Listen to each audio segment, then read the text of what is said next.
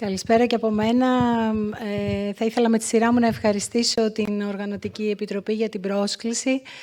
Συνάδελφοι, η συγκίνηση είναι μεγάλη. Το τραπέζι μας ρίχνει αυλαία σε ένα εξαιρετικά πετυχημένο συνέδριο και δεν θα ήθελα, νομίζω πως όλοι θα συμφωνήσετε μαζί μου, ότι μεγάλο μέρος του χειροκροτήματος ανήκει σε αυτούς τους ανθρώπους, στους προέδρους των ενώσεών μας, και πραγματικά δεν θα ήθελα να αφήσω αυτή την ευκαιρία να περάσει χωρίς Έλσα, Σοφία, Άννα, Δημήτρη, Τζίνα και Κώστα Λούκα. Να σας ευχαριστήσουμε από καρδιάς για την προσφορά σας, την έμπνευση, αλλά κυρίως για την θυσία του υπερπολίτιμου προσωπικού σας χρόνου για το κοινό καλό. Το χειροκρότημα σας αξίζει.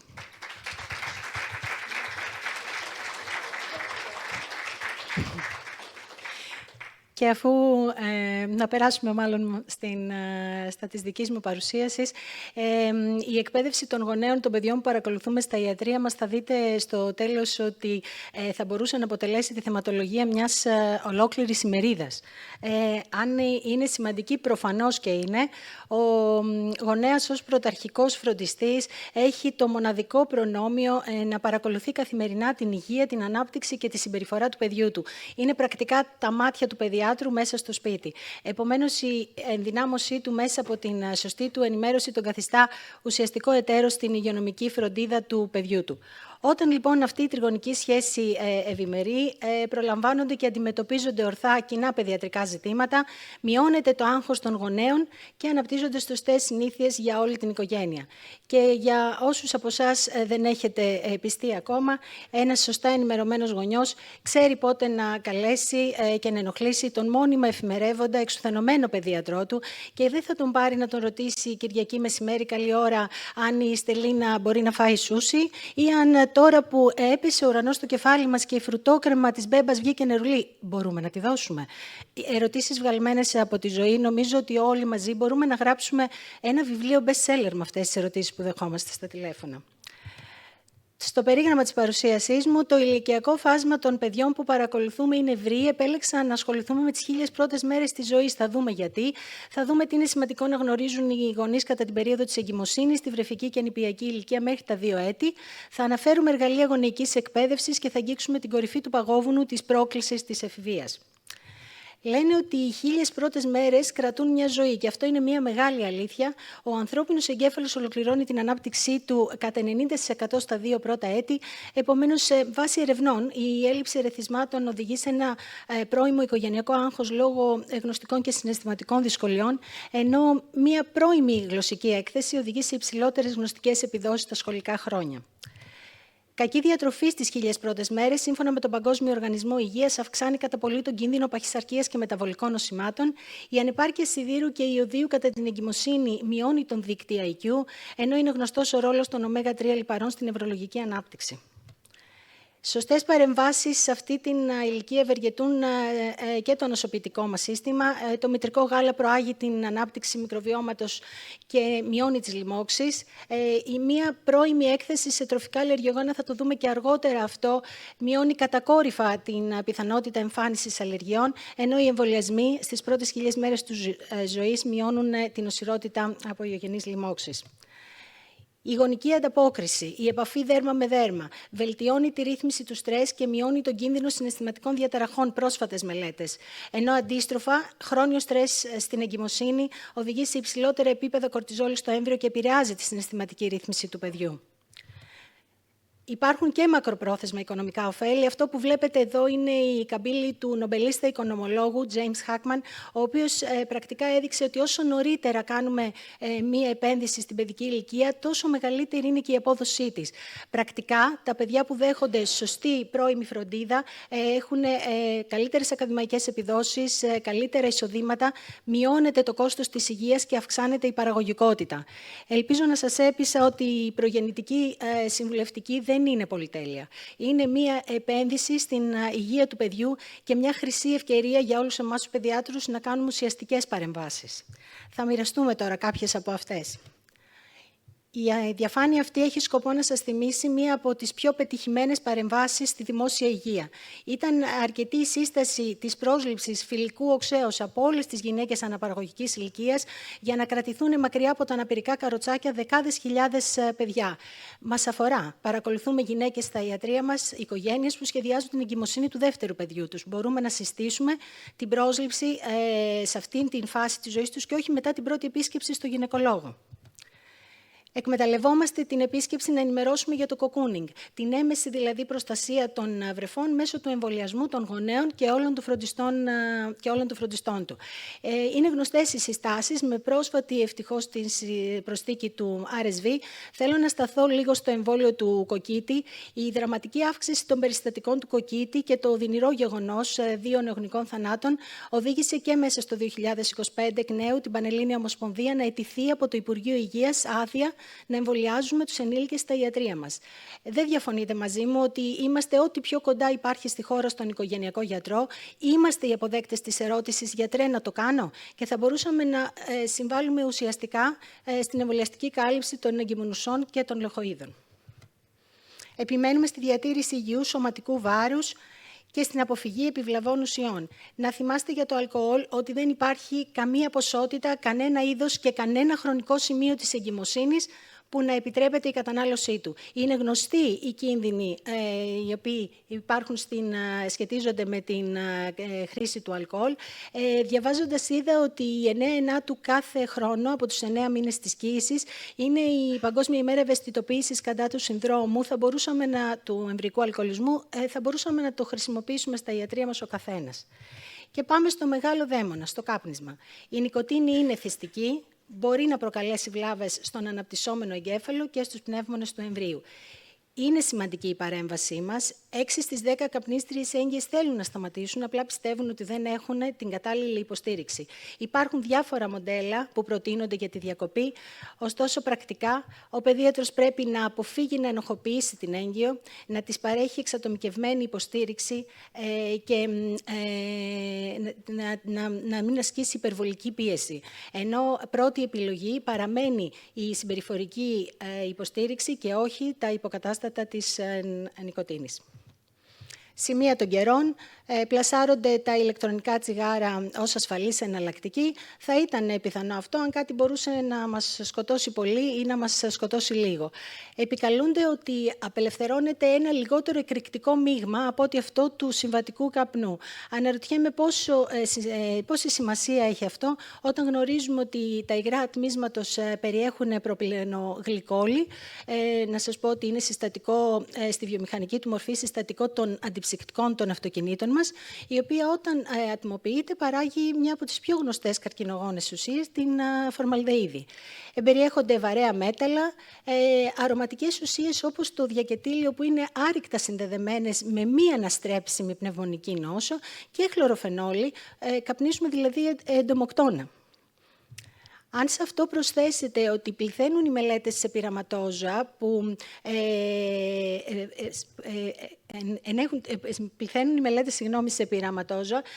που δείχνουν ότι η ενδομήτρια έκθεση στο άτμισμα συνδέεται με έκπτωση των πνευμονικών λειτουργιών και παθολογικές αλλοιώσεις στην ιστολογία των πνευμόνων, το μήνυμα είναι ένα και σαφές. Διακόπτουμε το άτμισμα στην εγκυμοσύνη.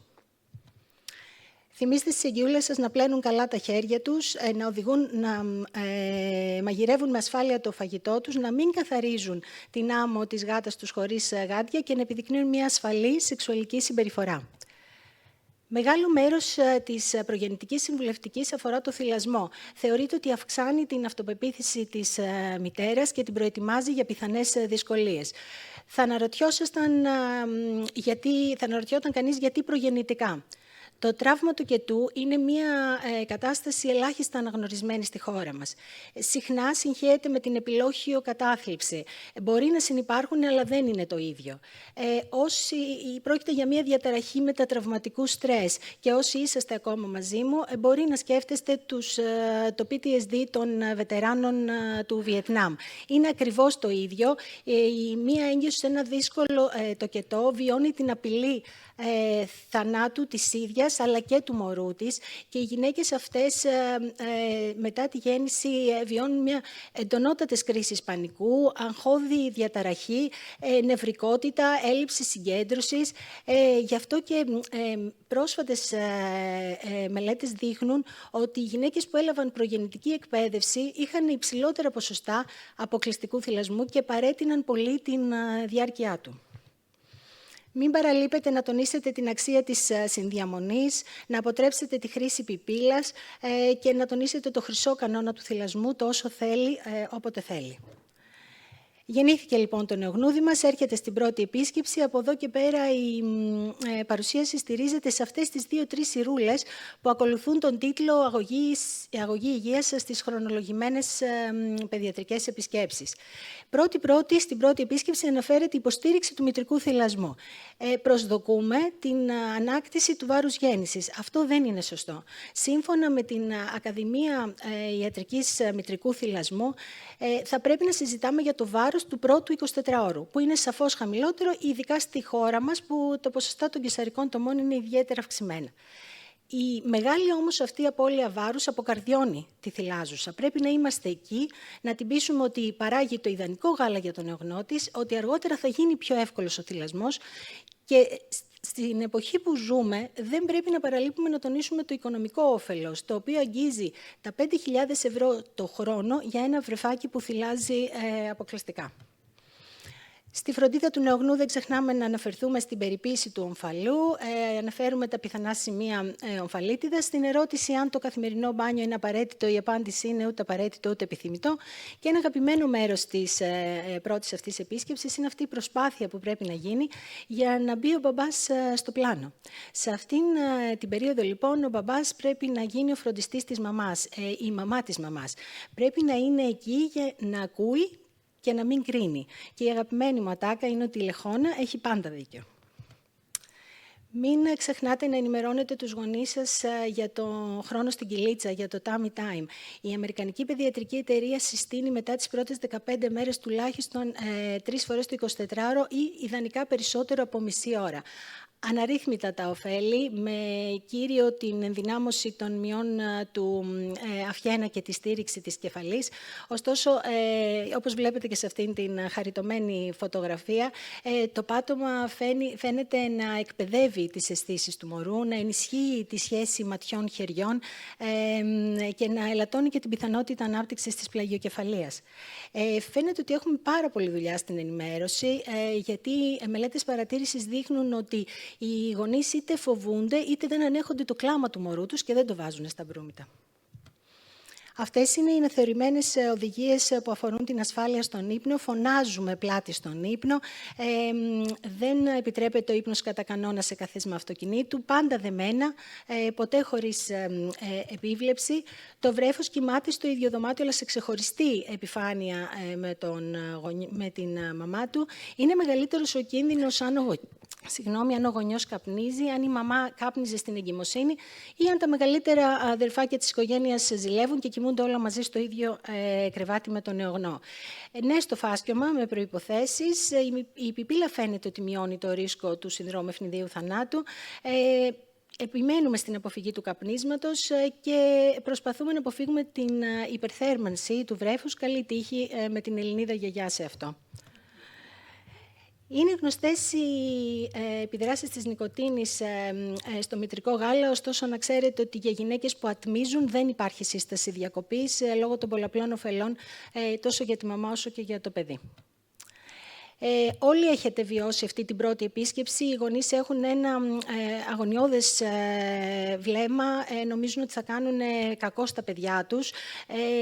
Θα πρέπει να τους πείσουμε για την πλάτη στον ύπνο. Εγώ στο ιατρείο χρησιμοποιώ εικόνες ανατομίας σαν και αυτή, με απλά λόγια να τους εξηγήσω πού είναι η τραχεία, πού είναι ο ισοφάγος και πόσο πραγματικά είναι πολύ πιο ασφαλές σε μια πιθανή αναγωγή το βρεφάκι τους στην πλάτη του. Και για να είμαι ειλικρινής, εκμεταλλεύομαι την ευαλωτότητα των γονιών σε αυτήν την περίσταση, γιατί πιστεύω ότι κάθε παιδιατρείο πρέπει να είναι ένα ιατρείο διακοπής καπνίσματος και συμβουλεύω και πάλι για τον κίνδυνο του να καπνίζει ο γονιός στο σπίτι. Τα εγκάβματα ευτυχώς είναι σπάνια. Αν συμβούν, αφαιρούμε όλα τα ρούχα και την μπάνα και δεν χρησιμοποιούμε πάγο. Όσον αφορά την συνύπαρξη με τα κατοικίδια, υπάρχουν μελέτες που δείχνουν ότι τα παιδιά αυτά αργότερα στη ζωή τους βιώνουν λιγότερα ψυχοκοινωνικά προβλήματα, και υπάρχει και μία μελέτη που δείχνει ότι πιθανώς η πρώιμη έκθεση αλλεργιογόνων να ελαττώνει την πιθανότητα ανάπτυξης άσθματος αργότερα. Φυσικά δεν θα πάρετε ένα γατάκι ή ένα σκυλάκι για να μην κάνετε άσθμα, ostόσο με τις κατάλληλες προϋποθέσεις, σημαντικότερη όλων είναι η υγιεινή και ποτέ χωρίς επίβλεψη. Μπορούμε να το έχουμε. Θα σταθώ λίγο σε αυτό το τετραγωνάκι που πρέπει να κάνουμε τικ σε όλες τις εκτιμήσεις μας στα ιατρεία μας, της βιταμίνης D. Μία πρόσφατη ανακοίνωση της Ευρωπαϊκής Παιδιατρικής Ενδοκρινολογίας αποκάλυψε μία τεράστια δραματική αύξηση των περιστατικών του κλινικού υπερπαραθυροειδισμού και μια σχεδόν ενδυμική έλλειψη της βιταμίνης D στις ηλικίες που μας αφορούν. Μεγάλο μέρος της επιστημονικής κοινότητας παραλληλίζει την βιταμίνη D ως την Ιπποκράτιο φύση.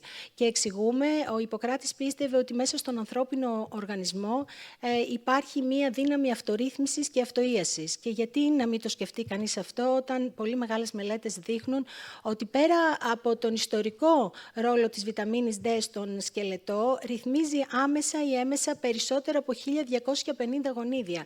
Επομένως, η έλλειψή της μπορεί να συμμετέχει στην παθογένεια πολλών εξωσκελετικών παθήσεων, ανάμεσα σε αυτά το άσθμα, η κοιλοκάκη, η παχυσαρκία και ο ζαχαρόδης διαβήτης.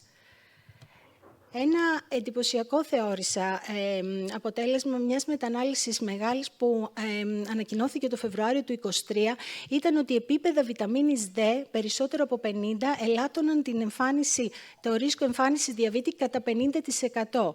Και αντίστοιχα είναι τα ενδιάμεσα αποτελέσματα, γιατί η μελέτη τρέχει ακόμα, θα ολοκληρωθεί το 2030, του δικού μας καθηγητή πανεπιστημίου του τμήματος της Θεσσαλίας, του κυρίου Παπαδημητρίου. Αν σε όλα αυτά υπολογίσει κανείς ότι χρειάζονται δόσεις ελέφαντα για να κάνεις θηροτοξίκωση ή υπερβιταμίνωση, δεν θα πρέπει να ξεχνάμε να συμβουλεύουμε τις μανούλες μας να δίνουν βιταμίνη D στα βρεφάκια τους και να παίρνουν και οι ίδιες.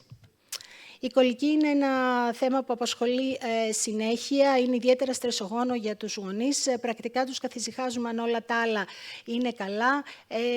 Αγκαλιά είναι η απάντηση και προβιωτικά ίσως να βοηθούν, τίποτα άλλο. Πρέπει όμως να μην ξεχνάτε να στηρίζετε τον γονέα, να τον προτρέπετε να κάνει διάλειμμα, να ζητάει βοήθεια και ποτέ να μην ταρακουνά το μωρό του. Ενημερώνουμε δηλαδή για τους κινδύνους του Shaken Baby Syndrome.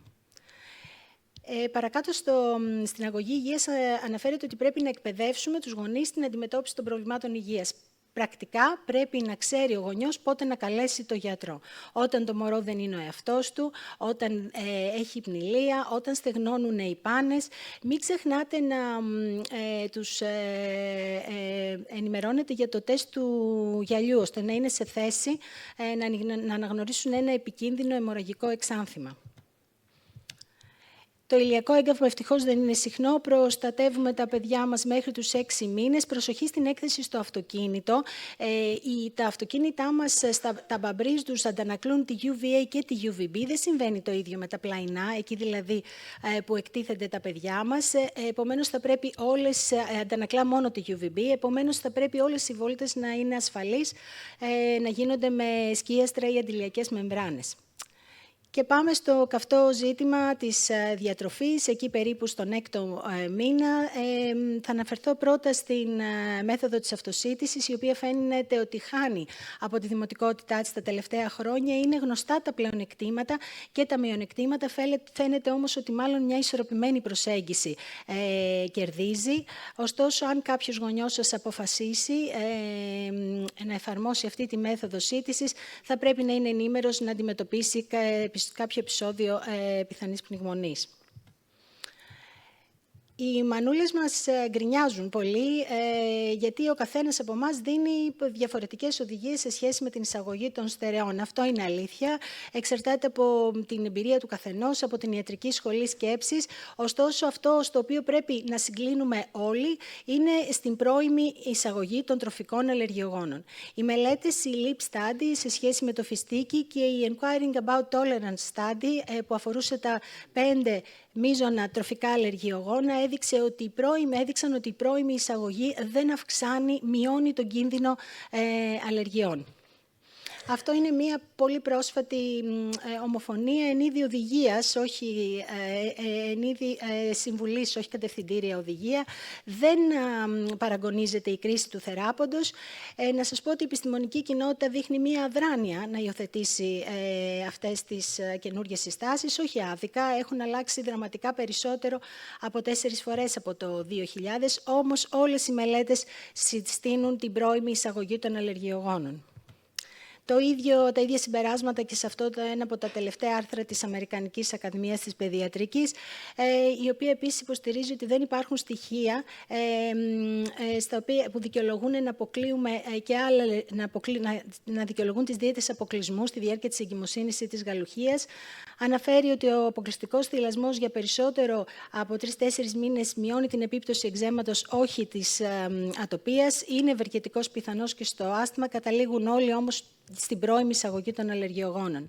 Και να σας πω ότι η πρώιμη εισαγωγή δεν είναι αρκετή, θα πρέπει να υπάρχει και συνεχής χορήγηση, γιατί αν είναι κάποιος να φάει, να δώσει στο βρεφάκι του μία φορά το μήνα φιστίκι, καλύτερα να μην το κάνει, θα έχει αντίστροφα αποτελέσματα. Θα πρέπει να τους συμβουλέψουμε για την εργασία της μητέρας. Προφανώς αναφέρεται στο άγχος αποχωρισμού. Γνωστές οι ηλικίες που συμβαίνει. Αντιμετωπίζεται με τον γρήγορο αποχαιρετισμό και με προπόνηση με ώρες στη γιαγιά ή σε φίλους. Πλένουμε το δοντάκι μας από το πρώτο νεογυλό, δεν χρησιμοποιούμε μπιμπερό μετά το έτος, δεν αγαπάμε τους χυμούς και όπως σε όλα δίνουμε παράδειγμα στα παιδιά μας. Και όταν οι μικροί μας εξερευνητές ξεκινήσουν τις περιηγήσεις τους, αυτές πρέπει να είναι μια ασφαλής βόλτα.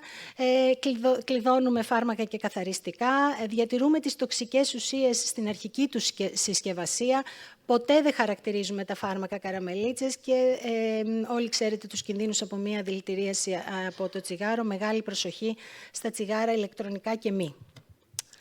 Πάρα πολύ σύντομα θα αναφερθώ στην ενημέρωση που πρέπει να κάνουμε στους γονείς μας σε σχέση με την ψυχοκινητική ανάπτυξη των παιδιών τους από το έτος και μετά επέλεξα εσκεμμένα αυτή την ηλικία.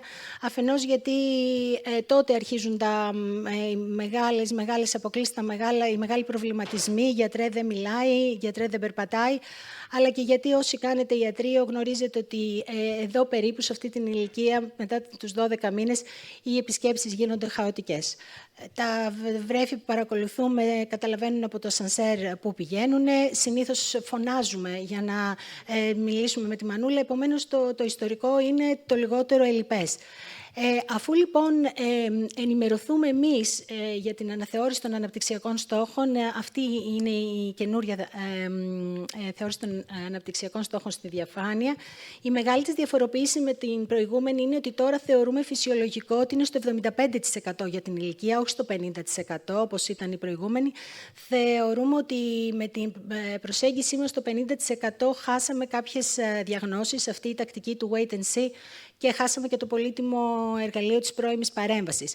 Όταν λοιπόν εμείς ενημερωθούμε, θα ήταν χρήσιμο σε ηλικίες ορόσημα 12, 15, 18 μηνών και 2 χρονών να φτιάξουμε ερωτηματολόγια σαν και αυτά, να τα δώσουμε στις μανούλες μας, να τα συμπληρώσουμε την ησυχία τους στο σπίτι και να έρθουν σε δεύτερο χρόνο να συζητήσουμε οποιοδήποτε προβληματισμό τους. Είναι πάρα πολλά αυτά που πρέπει να τους πούμε, δεν έχω το χρόνο να σας τα πω, ωστόσο θα επιμείνω λίγο στην σύσταση που πρέπει να κάνουμε στους γονείς για τη ρουτίνα του βιβλίου. Είναι αυτό που λείπει από τη γενιά. Σίγουρα πρέπει πρώτα να το επιβάλλουν στον εαυτό τους και μετά στα παιδιά τους και την αποφυγή της έκθεσης στις οθόνες.